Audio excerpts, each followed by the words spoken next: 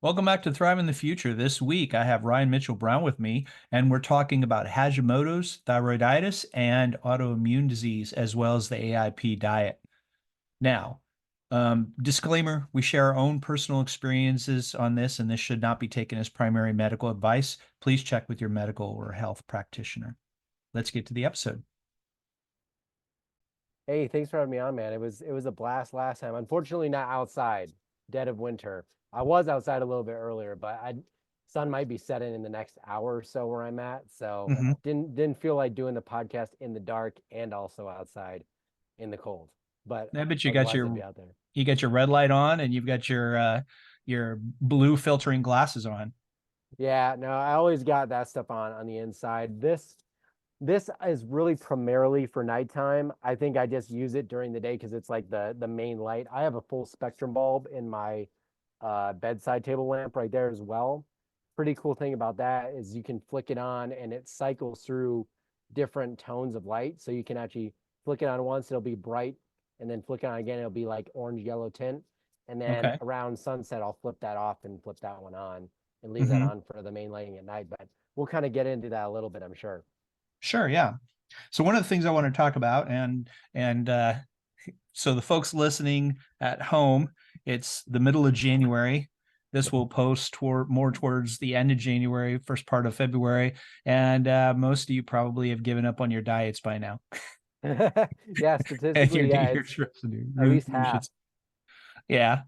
So one of the things I'm seeing is and we'll talk a little bit about this is I've got Hashimoto's, basically autoimmune disease, thyroid, and and so it's been as I get older, it starts hitting a little bit more. Like right now I got a little bit off the wagon on my diet, and Hmm. been having a lot of brain fog, and that's one of the things that really um, it presents itself, right? Is I start having brain fog, and then sometimes it gets really bad to the point where I'm going to type in my password, and just for a second, it's fleeting.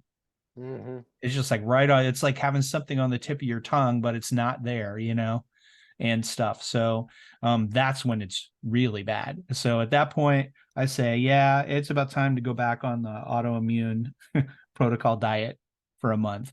And Yeah.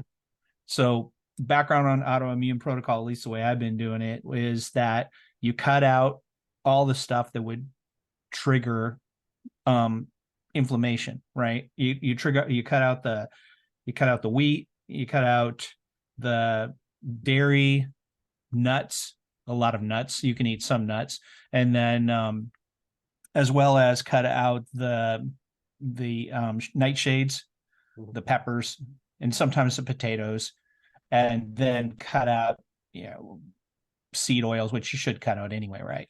And the whole idea is to go about a month to 2 months that way, and then see how you feel, and then reintroduce them back. And most of us have some sort of food allergy. So all those commercials that we see on TV of, of all these rash medicines and, Mhm. right now it's like super, what's the scaly psoriasis medicines are just like nonstop on TV. Oh, it's And, it's it's madness. yeah. And, a lot of people say that those clear up if you start eliminating some of those things from your diet. What have you seen? Yeah, I mean, skin health stuff is really fascinating. So as a kid, growing up, and it's probably even more common than when I was growing up, but I grew up actually in your back country over there in the Midwest, and Mhm. around wheat harvest time, I would get the worst seasonal allergies. Just the worst ever. Like I could not breathe. I would pop a Claritin like someone with ADHD takes Adderall. Like I was just like popping this. I was popping Tums like if I had bad like gastric pain. Like I was all every day for that whole season of harvest was just really terrible. And I never really made the connection to what I was putting in my mouth as having a connection to exacerbating these allergic symptoms that were nasal. But also as a kid, I had quite bad eczema, which I Mhm. think is a very, I mean, most people don't even recognize it as an autoimmune condition, but it is. And I feel like telltale signs of autoimmunity that are super easy to pick up for sort of the common person that are a little more under the radar, not as exacerbating as something like ankylosing spondylitis, where your back's literally like fusing, are things like skin rash and skin conditions, histamine intolerances, nasal issues, and seasonal allergies. Those are all like forms of immune function, giving you the red flag, like, hey, something is up. And Sure. so I actually have a client right now with severe eczema, or well, she had, when she came to me in April, she had severe eczema and another autoimmune skin condition called HS. And I can't remember what that acronym stands for, but it's basically where you get scar tissue on the skin surface, and then that scar tissue causes pain, even some nerve damage at times, but really inflammatory skin conditions. And whenever I see someone with a skin condition, I think about two things. One is food. I mean, two is environment just in general. But three is like majorly like gut health. Like when usually skin stuff is a huge sign of gut dysbiosis. Now, that's like a huge buzzword that's been thrown around for like the last 7 years in the functional medicine community. I don't want to Right. put too much weight behind it. I do think it's a thing. I think it's Hmm. important. I think there's 1,000 ways you could tackle it. Um, but I mean, I think it was like Hippocrates or said like all disease begins in the gut. I agree with that to an extent, Hmm. but it goes a lot further because when I look at it, I really go up from a quantum perspective, and I'm like, okay, if you have any issue, most likely it's some form of mitochondrial dysfunction. Really? And when we think about mitochondria, what is their main purpose? It's basically to make energy. Um, the general basis is they make adenosine triphosphate, ATP.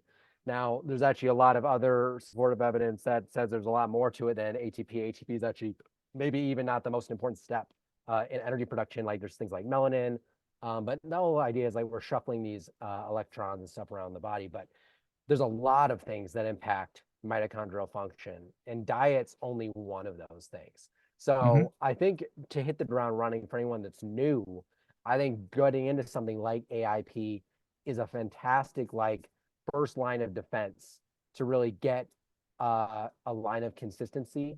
I always say that basically the keys to success are just, it's not about being perfect, it's about rigorous consistency.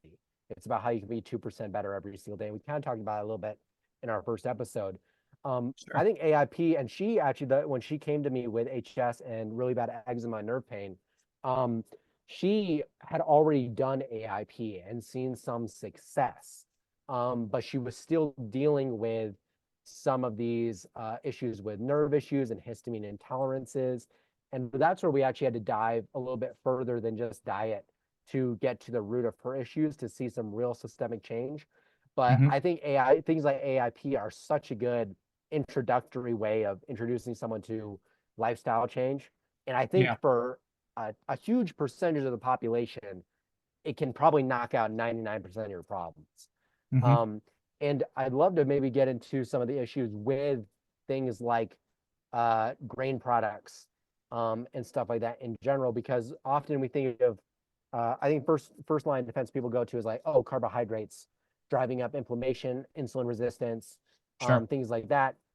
We actually need to go a little bit deeper and think about things like herbicides, pesticides sprayed on these Yep. things, especially around wheat, where they actually use glyphosate at the end cycle before harvest to reduce the amount of mold that's grown. And so when you eat a wheat product, you're not just getting a normal dose of herbicides and maybe be getting with other vegetables. You're actually getting a higher dosage because of the time of year they spray it right at Yeah. the end. Whereas with other plants, sometimes they spray it earlier in the season and you have time for rainfall to kind of wash some of it off. Of course, gets into the soil and that's a whole nother thing. But especially I think about with celiac, I actually think celiac is as much a gluten problem as it is a glyphosate problem. Hmm. Because we interviewed great person to get on the show maybe would be Dr. Stephanie Seneff, who does a lot of research on glyphosate. And we talked to her about the huge upticks in things like celiac disease after this new the new use for glyphosate on wheat at the end of harvest started. Just Right. huge upticks. And so even within AIP, I think it's really critical when you're dealing with like pretty systemic problems that Even if it's just dry skin, like dry skin can be a sign that like stuff's trying to get out. Like I used to have really bad, my eczema kind of changed, I think, when hormonal changes happened in my teens and kind of dissipated a little Sure. bit. But I always had really bad winter dry skin. And I always assumed I was just like one of those folks that, this, I wasn't meant for winter, is kind of what I thought. And I just got really bad dry skin. My hands would peel, my knuckles would literally have fissures in the cracks. Yep. And when I started looking, when I developed my autoimmune disease in 2019, and I started taking diet seriously and lifestyle seriously, I noticed after about a year of doing it that my first winter, after I started making all these changes, I didn't get dry skin in the winter anymore. And I wasn't moisturizing. And I think it had Sure. to do with the removal of like some of these foods. Obviously, seed oils are in there too. And I think if you look at it from a perspective of not necessarily what you need to add to your life, but what you need to take away. I think more people find benefit from what they take away more than what they add because it's all Yeah, that's about true. input and output, And so AIP is sort of like an introductory elimination diet. Hmm. And I think it can be a great way to get started. Um, what I'd love to know sort of your experience too, just I know you've talked about it on the podcast, but I'd love to just hear your side just on what we're talking about. Like um, trouble areas you found within AIP when you were doing it, and maybe how were you able to reintroduce foods on the way back at all? Yeah, so that's really good. Before we do that, I had that on the list to talk about the guys spraying because Yeah. not only are they doing it to wheat, they started doing it to corn. We have cornfields up the road, and all of a sudden in October, everything's almost brown, and all of a sudden Hmm. this crop duster dude starts flying over, and I'm going, "What is he doing?" And he's buzzing the corn and spraying it, and it's like the corn's brown, dude. What are you doing? And then we found out that they're spraying that to make it dry out Yep. and then inhibit the mold so that they can get it to market quicker. And it's just like that's insane. Like you were saying, if you spray it in the spring, that's bad enough, and then it runs off and it goes in the river and stuff. But if you spray it right before harvest, that's not going to wash off, especially in Hmm. Kansas where it doesn't really rain that much in the fall, right? Yeah. And so, I mean, all that's going straight into your food supply. So yeah, that really stands out. So my story, I was going along just fine. All of a sudden, I'm just tired all the time. I went in and I had the typical low thyroid, right? Hypothyroid. So okay, we'll put you on Synthroid. And so I start taking Synthroid, and it really doesn't change too much, because one of the problems with Synthroid is it handles the TSH, but it doesn't really handle the T3. So, you usually have to take the T3 thing. And some people don't convert it, so that makes it even worse. But so then I went back and it really didn't change too much. And then I got with a functional doc who said, okay, so you need to go on this AIP thing, and you've got an autoimmune. So basically, how it works with Hashimoto's is something happens and your body starts attacking your thyroid. Either you got a leaky gut and some protein got in there that your body attacked, and then it got used to that protein and now it's attacking your thyroid, or something else, right? And you get these TPO antibodies that are really high. And so I started AIP diet. One of the keys that I saw that was a big deal was to keep a food diary. And now I can go back and I can look at it and say, oh, that's what I was eating, right? Um, and I cut out all of the stuff we were talking about. I cut out the wheat, and that seems to make a big deal just from the wheat belly type stuff. And you have to be careful because people go, "Oh, well, this is paleo, and paleo's okay, and this corn is okay," and then that's a problem. You don't want to put the grains back in either. Peanuts are not a nut; they're a legume, and chickpeas are also a legume. And it's funny because like Joseph Lofthouse, he's really big into um, making his own special seed that works in his climate. He adapts the seed so that it works in his climate. And he said, if you stop eating peanuts and you stop eating the chickpeas for a while, when you first have them, they're disgusting. And I mean, I like eat peanut butter now, and it's disgusting. I can't, it tastes bitter, right? Yeah, Um, yeah, I totally get that. so, so it seemed like peanuts were a big problem. Wheat, of course, was a really big problem. I would still have, if I had potatoes, it would give me a blood sugar spike. So, I don't really have too much of a, like, I don't have a nightshade problem with potatoes, but it was still causing too much of a spike and a little bit of brain fog. So, cut that out. And then and it's kind of funny because a lot of people replace this stuff with almonds, or with you don't want to drink almond milk because most of it has seed oil in it. And then coconut milk's not bad if it's organic, but it's funny. This one lady was going. She had a full workup of what she was allergic to. Coconut and almonds were okay, so she was eating raw almonds. She was eating coconut milk and stuff. And then after being on AIP for a while, she suddenly started having problems, and she went back and she had developed an allergy to coconut. Wow, that's wild. So it's like, and she's going, no, what am I going to eat? You know, So yeah, and I was on that for a modified AIP for 2 years, and Mhm. lost 30 pounds, and was doing really well. And then, little by little, it's, oh yeah, well, I can have that at this birthday party, and Yeah. or something like that. And then next thing you know, you fall off the wagon. No, I've totally been there, man. That's just, I swear that's just part of the process. And you test, I mean, if you don't test the waters, you'll never know what your body can tolerate, you know what I mean? And I want people to live their life to the fullest. So I don't want them to like not, enjoying some of the, partakings of life, but they need to know their limits and what it's worth to them, I always tell clients, like I told them just around the holidays, a couple weeks ago, like Christmas and New Year's, I was like, I'm not going to tell you not to splurge. Just know going into it what the consequence is and make a decision. Is it worth it? And if it is, just deal with it and get back on the horse the next Hmm. day. I mean, I definitely indulged in some like convenience myself just for fun. Didn't go crazy, like didn't binge eat or anything, but I mean, that's just part of life. I mean, the idea for me is like we to create resilience, right? And Sure. everybody's at their own place. Everyone has their own deficits, and everyone has their own, toxic bucket that's too filled to a certain degree. So you just kind of gotta figure out where it is for you. I always tell people that the fundamental principles around health are pretty easy, and we talked about some of them just now. But when it comes to application and figuring out a plan, that's where the nuances and the complexity comes in.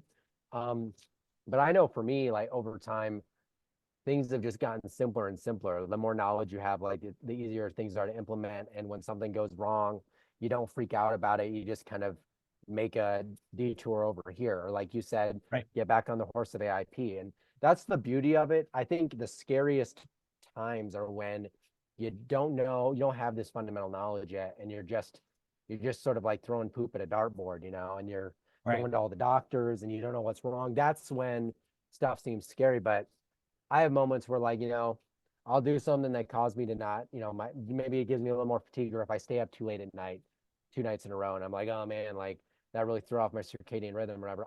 I don't get upset about it now because that doesn't help. In fact, it Hmm. makes it worse. I just get back on the horse. You know what I mean? That's Yeah. all you can do. And that's Um, the whole thing. Every day is a new day. So instead of saying, I messed up, just, hey, today's a brand new slate. Get on the, like you said, yeah, get back on the horse and go for it. you know 100%. and and that's real important. One of the things I also noticed was I don't have very good digestive enzymes, so I do take a Mhm. supplement for digestive enzymes, as long as it doesn't have a bunch of extra stuff added to it, because you Mhm. can have like the guar gums and Yeah, the other stuff that's filling up that capsule or whatever it is, right? And and a lot of people say that you actually need to take more of the acid to break mhm. some stuff down. So, some people benefit from that, but Totally. usually mine goes over the, if I take more acid, then it goes over the top. But, so Yeah, what no. have you seen from a supplement standpoint? Yeah, so I think supplements are an area that goes one of two ways or three ways, really. It's like you go into it, you kind of have a little bit of knowledge, don't necessarily know how to apply it to yourself. So you do them, you feel nothing. That's one route Hmm. that happens usually. That's a route that happened to me many times. Another one is you take something and it might make a problem worse. In your case, like taking too much acid, actually increasing stomach acid over a threshold that isn't comfortable for your body. Or three, um, a combination of both, really, and then just spending tons of money and having all these things laying around. So I start really basic with people, to be frank. I try to get someone where they're either not taking anything or I get them off of most everything for at least a month or so, just to get kind of a baseline of like what's going on. Like, let's Sure. shift some diet stuff around, let's shift some lifestyle stuff around, and just see like what's baseline you look like on Hmm. nothing. Because sometimes it's like you with like I said, it's all about inputs and outputs. The more supplements you have, that's just a bunch of more inputs that we don't know what's interacting with what. We don't know which supplement's working, which one's not. Now, Right. digestive enzyme is usually one of the earliest ones I would suggest to somebody, um, or me took. I actually only stopped taking them 4 or 5 months ago, Hmm. and it's simply because I ran out and I was like, let's just see what happens because I've been on them for like a couple years. Let's see if I've like made some progress. And so far, I haven't had any digestive issues. And I had issues with like fat absorption for a while. So it's kind of cool to see how your body can adjust over long periods of time. Um, Definitely the biggest areas I see people struggle is like the ability to break down protein and Yeah. the ability to break down fats, especially when someone makes like a dramatic diet shift to maybe a low carb, high fat diet, or maybe they want to do carnivore or animal based and they just Hmm. switch it overnight. Like your body doesn't just suddenly flow bile out of the liver into the bile into the stomach like fluidly overnight, especially when you're not using it. It sometimes you need to take something like Tedca or ox bile to kind of ease the burden into the new shift because your Yeah. body just doesn't switch over. I mean, and then is it hydrochloric acid? Is that or HCl? HCl? Yeah. I It's think yeah, basically like benzene, yeah, yeah. whatever it is, Usually right? HCl and ox bile or Tedca are like the three big ones, but usually I just have someone take like a broad spectrum one that has low fillers, like you were mentioning, to Sure. kind of cover the bases and just see like, hey, what's the lowest dose we can get away with and resolve this. I had a client in November that I onboarded and like he came to me with like his problems were mainly digestive. Hmm. And we switched his diet up, got him on some enzymes, and that was pretty much solved in like a couple of weeks. And then now we're actually trying to taper those off to see like, hey, what's your threshold like without them? Because Right. he was doing he's in a carnivore diet right now for winter season. He's in northern latitude, New York. Hmm. Um, and I mean, 200 grams, and he's trying to put on some weight, and like 200 grams of fat is a lot of fat. Like it's almost an abnormal amount of fat to eat daily in any evolutionary scenario. Right. So you might need some support to like get to that threshold because it's frankly like it's not normal really to like eat a stick of butter every day. Like it just wouldn't really happen. So if Yeah. you're gonna do something like that, you might need some support. I think those are sort of the biggest ones. There's definitely some areas where I look at some genetic SNPs. I don't read into it too hard because I think epigenetics trump genetics by far. But I mean, things like MTHFR are important to know. They're super common. Like people kind of go off about MTHFR and B vitamin methylation, but Hmm. almost everyone has one SNP. Like some crazy percentage of people have like one. I have two. I don't have to supplement crazy amounts of B vitamins to keep my homocysteine down. I just optimized it through food. Took me a while, but it's very possible. Sure. Um, but I like to look at things like as like choline pathways, especially if brain fog is an issue. So if someone's done that workup, I'll look at their choline pathways because if you have dysregulation in like your ability to synthesize like choline even through food, like me, like for instance, I got to eat like 8 eggs to get the same amount of choline as someone could eat from like three, Really? just because my pathway sucks.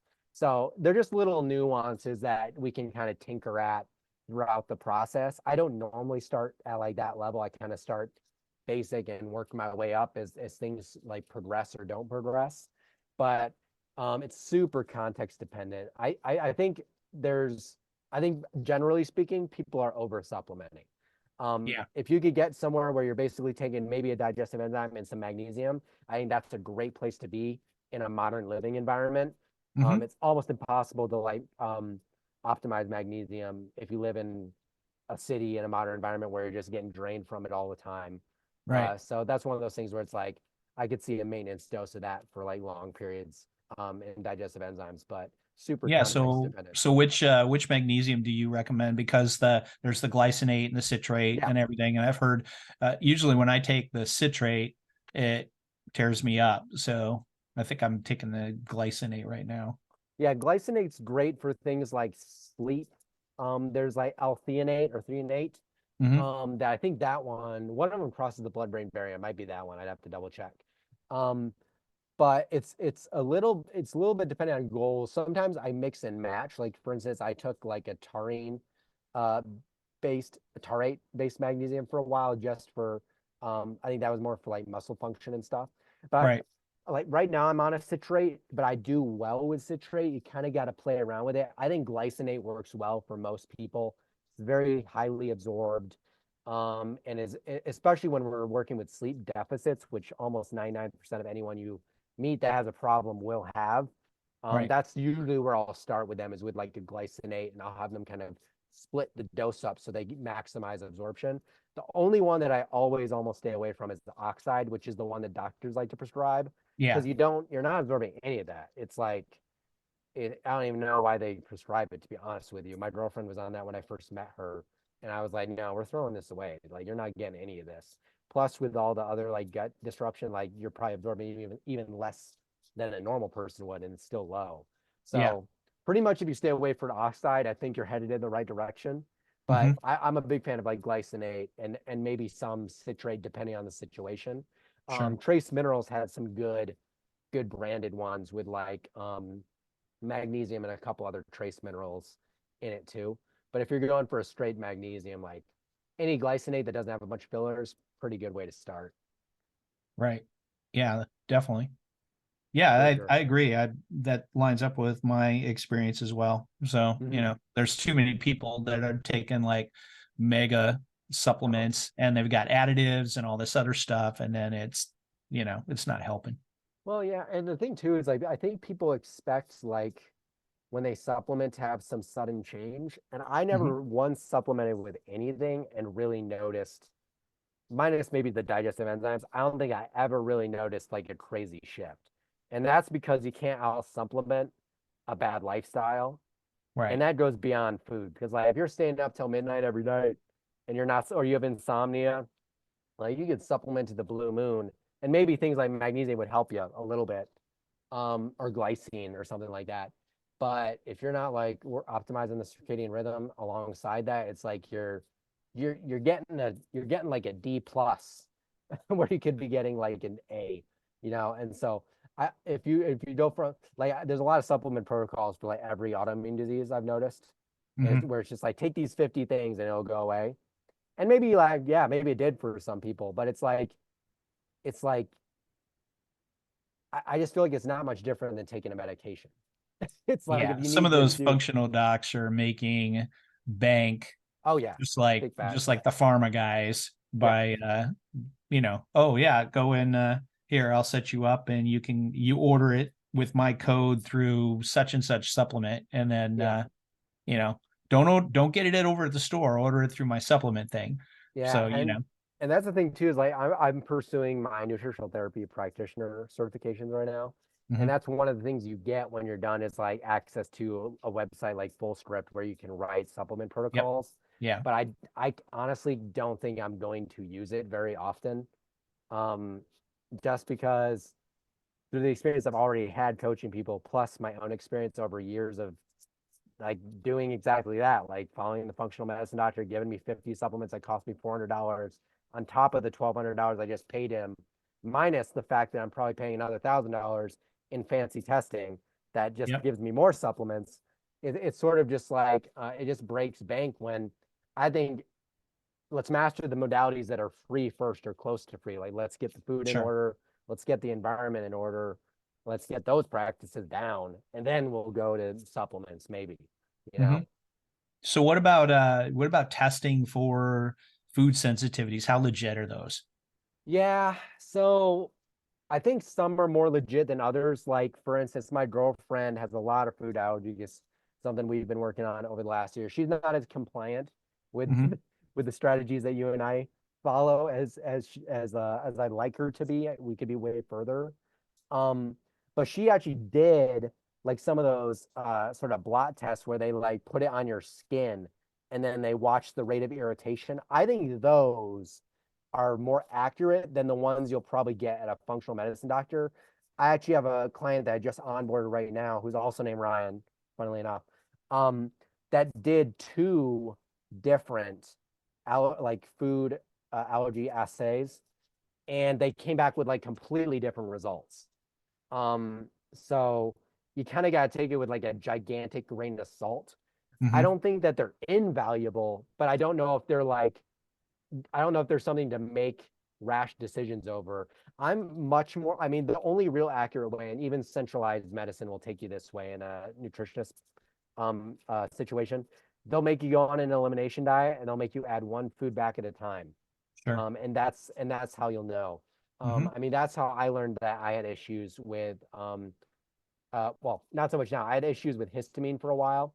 And so like I'd be eating avocado because I really liked it. I was like, oh, it's potassium and all that stuff. But I'd always get like kind of um runny nosy after I'd eat it. Or Really? even bone broth for a while in the beginning. Hmm. And I think there's a degree of allergy that where you can persist through it to a non-negative degree. For instance, like I had a slight reaction to bone broth for like the first 3 months I was on carnivore, but Really? it was very minute. And I knew the benefit of the collagen I was getting from my gut mucosa was at that point worth it more than the slight reaction I had. And as I worked on my gut health, it actually went away at one point. Sure. But you got to sort of like weigh the odds, you know what I mean? Hmm. It's sort of like any form of hormesis, right? Hormetic stress, like cold therapy is great, but if it causes you to flare after doing a session of cryotherapy, like you probably want to start with something like ice dunks instead and not send your nervous system over into hyperdrive. Right. And it's the same with heat. Like you always start low and slow. Um, Hmm. but I still think as far as allergy testing goes, like the best way to do it is just like start with AIP, like you were saying, like if you make a lot of progress there, maybe you can just kind of stick around that. But if you need to go further, like maybe consider going into a more in-depth elimination diet with a practitioner or something like that. And just Sure. sometimes sometimes it sucks, but sometimes you got to be analytical and you got to get the data and you got to be a little bit anal and just like Hmm. track it. Like you said, I think keeping a food diary is like for anybody. Like do it for a week and you'll be amazed at sometimes what you've eaten and how much you've eaten. Um, And I have then a not friend, only that, but then take it and say, I ate this. How do I feel? yeah, Right. yeah, food and mood. Yeah. Hmm. Yeah. Yeah, it's big. It's funny because I think some people are turned off by like the simplicity of that idea because they want to do the test. Because like if I'm putting money into it, it's got to work. It's like that was my mentality for many Yeah. years. Um, Yeah. and it's not true, man. I low key, I'll be straight up. I spent like $20,000 trying to figure out my stuff. Hmm. And what actually figured it out was me doing stuff on my own for like a year. And then Yep. just like I I learned a lot of stuff, but not 20 grand worth of stuff I didn't learn. So it's just one of those things where it's like sometimes the answer isn't throwing money at something. Yeah. Yeah. Yeah. It's funny. I'm suspicious that I'm allergic to eggs of some sort. Just a Eggs little are bit. eggs are a weird one, man. I mean, some autoimmune, and I mean, Terry Walls has a good rule of thumb that I tend to follow with eggs, where it's like cut them out for 6 months and then Hmm. reintroduce the yolk, and then kind of go from there. A lot of people have, like this, probably a lot of people have reactions to the protein in the whites. Sure. My girlfriend actually has a reaction to the yolks, which is Really? the only person I've ever met like that. Yeah. Um, and So, eggs are one of those foods where I think actually the more you eat them consistency, the higher likelihood of an intolerance you have. So I mhm. actually like to just, because I do have autoimmune history, I just kind of cycle through them. So I'll go for a month where I eat them a bunch, then I'll kind of, taper it off for a while, then I'll come back to it. Um, Yeah, that's just as a one thing I precaution. didn't cut out when I did AIP was because I was just eating, that was a major protein source. So I was still eating a lot of eggs. Yeah. So, And I'm sure but the every once quality in a matters while, too. oh yeah, yeah. So, some people really have some sensitivity based on whether they were fed soy or whatever. Oh yeah. So, and that seems to be more of a problem. I Yep. got, the problem is that you get the non-GMO feed for your chickens, if you're raising chickens. And some of the non-GMO organic feed is, like Joel Salatin says, is crap. Yep. He was like feeding that kind of feed to his chickens, and they weren't thriving. And it turned out the dude was his supplier was mixing in some some ground up leftovers from the stocks and stuff. Well, and that's the thing. My girlfriend's grandmother lives down the street from us here, and her son has chickens there. But he feeds them such crap. It's like I wouldn't even test those eggs with my life. Mm-hmm, mm-hmm. And it's too bad because it's like I'd love to have some chickens and just, get them without going to the store and stuff. So that's Yeah, one goal down the line, get chickens. Um, yeah. but We yeah, we yeah, you we gotta be free careful. range in the summertime, so they're like running around all over the That's place. awesome. So that's That's cool. good. In the wintertime, not so much. We're giving them GMO feed, or GMO free feed, and then but they were picking through it, and they weren't eating very much of it. So, Yeah. yeah, it was weird. So yeah, another thing that I really saw a big difference was getting off of the aluminum Oh deodorant. yeah. Oh That was yeah. like night and day. I was like, dang, I must be heavy metal poisoned, Oh yeah. you know, because it was such a dramatic, and I can't really explain what was different, hmm but it was different, Yeah. you know. No, it's funny because I mean, my history. We sort of talked about it in the last podcast of like I had mercury toxicity from tuna consumption over like a 4-year period. And I Right. truly believe like if me and my brother ate that same amount of tuna, he might have had no problem. And I did. And that's because I mean we have different detox pathway issues. But my health was already compromised from the anorexia years before. And Hmm. so even when we look at things like heavy metals, it's like there's so much that goes into it because everyone's probably got a problem with it to some degree. I mean, it's in the air if you live in a city, like you're getting all types of Right. stuff. But I think about women's health products, like think about all the things that women put on their skin every day, like all the weird skincare routines that women do Yep. on their face, like they're just lathering themselves in chemicals like 24/7. And so I mean, it's not a surprise that women seem to have higher rates of autoimmune disease. I mean, they have so much more load, it feels Hmm. like. And we actually switched like a year or so ago to making our own deodorant, um, which was great. It's not too hard. Don't ask me how to do it on the podcast. My girlfriend does most of it, but she'll make up a batch, like just on the oven and stuff. Let it cool. Like we'll just get other containers and just swap them out Oh wow. with the new stuff. Yeah. And like it'll last you 6 months. Like make one batch last you like half a year. So it's great and Mhm. it's pretty cheap. I'll have to get the recipe and write a blog about it or something. Yeah, that'd be But great. yeah, Yeah, we there's a lot of folks. Go yeah, ahead. it's Sorry. basically something in essential oils. It's like nothing crazy. Hmm. Yeah, and then there's so many people that are using that are allergic to PEG, the Yep. polyethylene glycol or whatever it is that's in every shampoo, Oh yeah. Yep. right? Yeah. And I like strictly use like beef tallow soap and that's like basically it. mhm. Yeah, it's just, and I like it. It smells like if you get one with like some like a lemon scent in it or some essential oil in it, it smells great. I'm trying to convert everyone in my family slowly. But yeah, it's really it's funny because when you kind of have a problem like you or I have had, you kind of got to assess everything in your life Mhm. because to some degree, probably everything you're doing is assisting this problem. Yeah. Diet's the definitely the go-to onboard people. I think that gets the most attention. But yeah, Sure. like skincare is huge. Like what you put on your body, the shampoo you use, like go to any store and look at the ingredients on any shampoo, any of them that says natural or anything, like they're all crap. Like Mhm. you'll be hard pressed to find one at a supermarket that's any good. Um, Yeah. And and organic just means that they were this month it's considered on the organic list, and yep, they were able to get the certification. yep, yep. Same Yeah, thing with food. A lot of the stuff yeah, that's there's a lot of organic. greenwashing with organic and pasture Oh yeah, raised and greenwashing is really getting bad. So yeah, I yeah. mean, it's like, do you spray your apples? Oh yeah, I spray them, but this is Well, organic and stuff. now there's like on apples and stuff that new appeal agent, Oh God, which is yeah. like an organic agent, but I don't even know if they technically have to label a product with saying it's on it.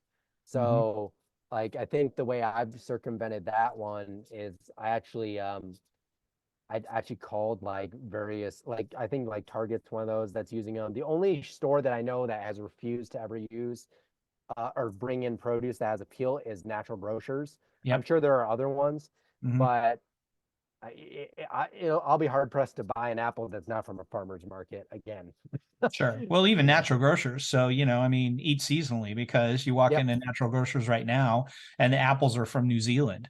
Yep. And it's Exactly. like New Zealand, how'd you get an apple here that's from New Zealand? They had to do something, either spray it or cryo it or something. And it's really funny also is I'm writing an article about about gardening, and the whole mindset around organic is you have to get used to the fact that your vegetables and your fruits won't look like the store. Yes. Yeah, it's big. Because organic apples look globular, they look, they may Yeah. be, buggy or whatever. But at least at least they're not sprayed and lacquered up and everything else. And they usually taste different because they're not Yeah. that 5 or 6 apples that are stored And sometimes the shelf. size is different. Like I found wild Hmm. berries foraging before, and they're teensy tiny. Yep. It's pretty incredible. Like, I mean, it's crazy looking at pictures of various berries from like GMO grown to like natural. They're like double the size, and Sure. the nutrition content may be lower. Hmm. It's Yeah. pretty wild. Funny one thing on that about taste. I introduced my girlfriend's mom into grass-fed beef and stuff the last year or two. And the first time she cooked like some ground beef I got at the farmer's market that was grass-fed, she was cooking it and tasted it, and she's like, she thought it was rotten because Yeah. it tasted different. And some people like I'd never really realized it until I thought about it, but like it tastes so different. Yeah. It's wild. Like the corn-fed beef we're so used to, it has like a totally different flavor, and like the marbling on like a grass-fed ribeye is crazy different compared to like just a grain-fed one. They're so much leaner. It's really incredible. Yeah, and you really need to get them from a local farmer because Yep. there's been a really big problem with so this I used to work in way back in IT and ag, and the meat that's in the middle of the country are the beef is 3 years and younger Mhm. cows. The beef that's on the coasts are old dairy cows that are falling over that can't Yeah. produce milk anymore, right? So they figured out now they loosen the thing. So if you put one of these cows on pasture for a week, you can call them grass fed. And I've Yep. noticed that the grass fed quality has gone really, really bad. And you And can normally tell when you look at it too, like it'll look mhm, more grain, it'll look closer to the grain-fed beef. But yeah, right, no, I'm 100% one of those people that's like eat like a local boar, get to know your butcher, your farmer, sure, like get your produce when it's in season at the farmer's market. When it's out of season, you basically stop. Like me, like I'm not gonna like hate on anyone for eating vegetables in the winter, but like I'm very seasonal in the fact that like if it ain't growing here, I'm not eating it. So I'm right, basically carnivore right now till probably April when stuff starts coming around again and I can go to the farmer's market. So I know a yeah, guy that's 20 minutes north of me, get meat from his farm and hmm, just kind of roll with it. Um, Pickling and stuff is great. I oh canned a yeah, bunch of stuff with my dad, or I guess jarred because it's not in cans in like jars. But he jarred they have a peach tree, so they jarred peaches for like the winter. But we like made pickles and sauerkraut this year, and it's really cool. Like and those skills are all things that you talk about. Like hmm, and they're super and they're pretty simple, most of them, and they're pretty fun. yeah, yeah. I've got a Arkansas black apple tree, Nice. and they're hard as a rock I mean, they look right, but you could literally kill somebody by throwing this apple at somebody. And I took them and I put them in organic cotton bags and hung them from the rafters in the basement. And then they're just about good to eat now. Yeah, So they've lasted from October all the way to January, and so I've extended my season that way. that's wild. But yeah, it's definitely paradigm shattering because like you'll go to the store and even sometimes when it's in season, like it's hard if you go to like a big supermarket, Hmm. like it's hard to find something that's local sometimes. Like Sure. a lot of the fruits coming from like Mexico, and stuff like that.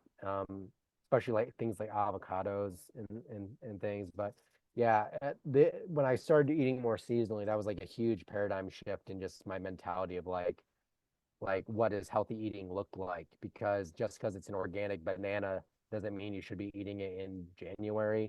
Right. Like I mean, even in the summer, if you're in like northern latitude, it's still being shipped from Hmm. somewhere far away, and so there's just a lot of context to it. Yeah, definitely. Yeah, exactly. And another thing is honey. I mean, Honey's a big I've one, been yeah. noticing oh, it's coming from India, China, it's all mixed together. Yeah. And then, it's obviously got corn syrup in it too. So, Yeah, and I worry about anything that's coming from like that part of the world anyway, just because I hmm, feel like processing standards are, I mean, standards in the US aren't great anyways.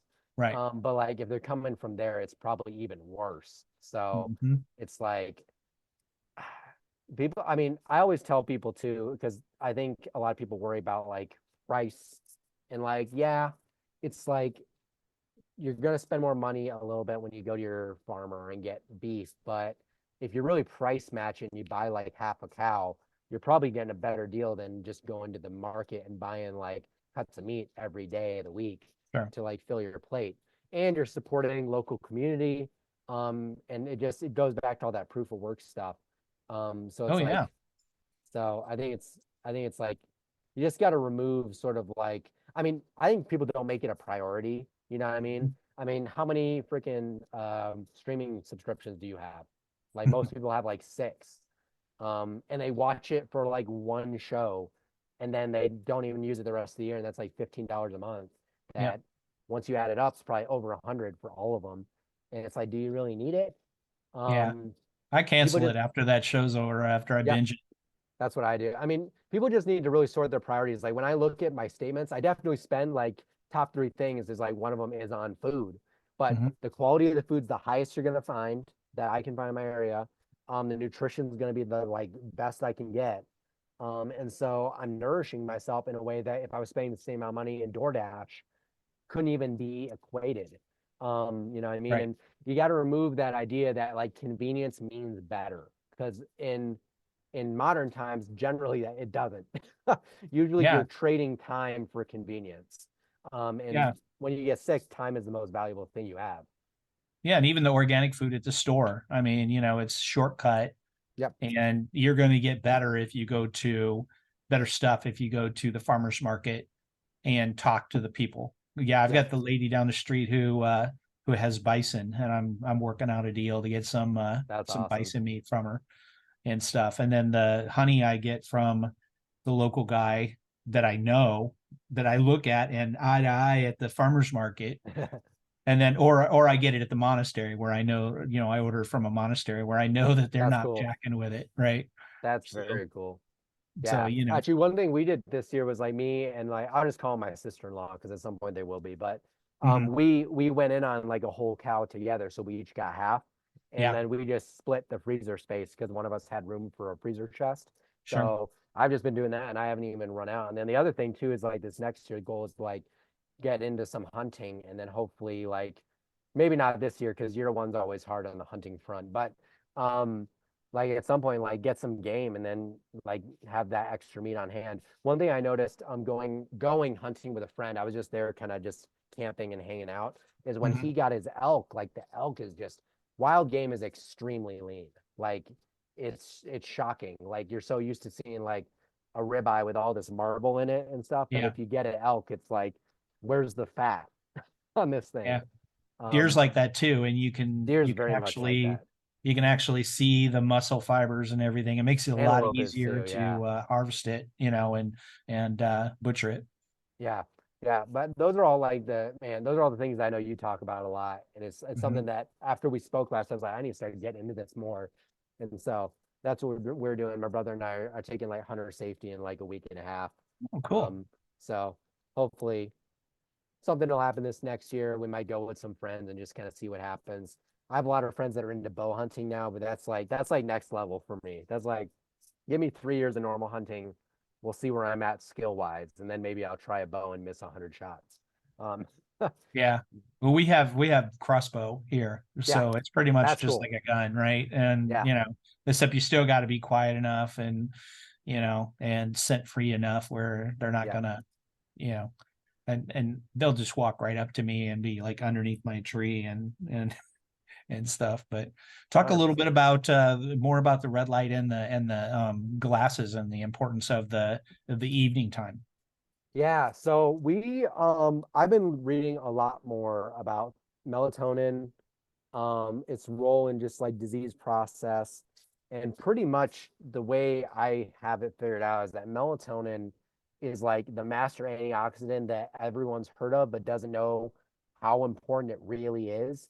It's Hmm. literally 1,000 times more potent to like free oxygen species, ROSs, than vitamin C. It can scavenge like double or more the amount of reactive oxygen species than vitamin C. It's Hmm. something crazy. And so one thing I never realized is that everyone equates melatonin to your sleep hormone, which it definitely is. And that's the hormone that's made in your pineal gland in your head. And what I didn't know is that that's only 5% of the melatonin that's made in your body. The Really? rest of it, well, a lot of it's made in the gut mucosa, like 100 to Hmm. 400 like times more or something. But also it's made in your mitochondria itself. And Really? that's where it acts as sort of an antioxidant scavenging and stuff like that. But the best way, and this is another seasonal aspect too, is like we have two dominant hormone cycles: vitamin D, which is a light hormone, and melatonin, which is a darkness hormone.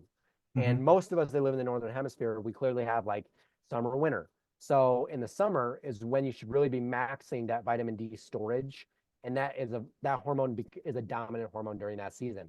Whereas melatonin, the darkness hormone, should be taking dominant control in the winter when it's darker earlier, you have longer nighttime periods. Like you should really in that time, like as much as you can, embrace the darkness. So that's why I say, like, even when the sun goes down here in the next like 40 minutes or so, um, I'll basically be shifting to an orange bulb there if I need a Hmm. light that I can see, and then just these with my red tinted blue blockers to protect as much of that melatonin utilization as possible, because pretty much any amount of artificial light after dark delays the release of your melatonin to get you into sleep and get you into deep sleep where you do all that repair work. And Right. so light, I talk a lot on my page and stuff about the importance of getting enough light during the day that isn't just, on a lamp or on your TV, getting that full spectrum light. But I do need to talk way more about getting darkness, because Yeah. you could throw off the entire day of getting good light by blasting your TV on bright and then turning all the lights on the last 4 hours before you go to bed, Hmm. because you're telling your body it's a completely different time of day. Right. And so usually what I'll do, best practices for just protecting melatonin, making sure you get good sleep to aid in all these other things we talked about in the podcast, is make sure that you have a cool, dark room at night. Like if you're going to control one room in your house, make it your bedroom. Like get blackout shades. I don't have blackout shades, but I have these thick freaking curtains right here that Hmm. like I could put them down during high noon in summer and you'd think it's like 8 p.m. because it's Hmm. like no light gets through that. So I really like that for night. And then if you're going to use light at night, or you're going to use your phone, I have a shortcut that maybe I can send you to put in the description of the show. It's free. It's by a guy that I'm friends with named the Blue Light Diet on Twitter. He made a shortcut where you can basically take your phone. So I have it blue right here. Sorry, I Hmm. got all my text going on right now. Blue right here. I can actually go into a shortcut on my phone, and the link to it that I'll give you is free. And it takes you to this page where you have blue phone and red phone. So at night, I'll just turn it to red. And Really? it doesn't eliminate the blue light, just because I don't think that's possible, but it greatly mitigates it. And what I like about that is One, it's not as jarring to look at your phone at night. Now, you do mitigate it by wearing like red blue blockers, like the ones I have here from Bond Charge. A Sure. bunch of companies make them, but you can mitigate that. But you have blue light photoreceptors in your eyes. So the most important to protect melatonin is obviously wear those. Make sure you got red light bulbs if you're not wearing the glasses, and make sure it's dark. You can use things like candles as well, or firelight is really good, Oh or yeah. salt lamps, just for cheaper options. Um, but what a lot of people don't think about is the light they get on their skin. You have photoreceptors in your skin that also Hmm. send that mitochondrial signal of what time of day it is. Right. So if you don't, that's why I mainly put the red thing is so that on my face, my skin's not getting bombarded with just this blast of light. Um, Another way to mitigate that is to just wear long sleeves at night, like put your pajamas on, block that skin from getting a bunch Hmm. of light. And it's all about a mitigation game. So you're never going to get it all. Like, you can't get rid of all your lights and just use candles. I mean, you can if you want to go that route. I live with other folks that definitely would never do that. So, so I try to just maintain that in my room space that I can control. Um, Yeah.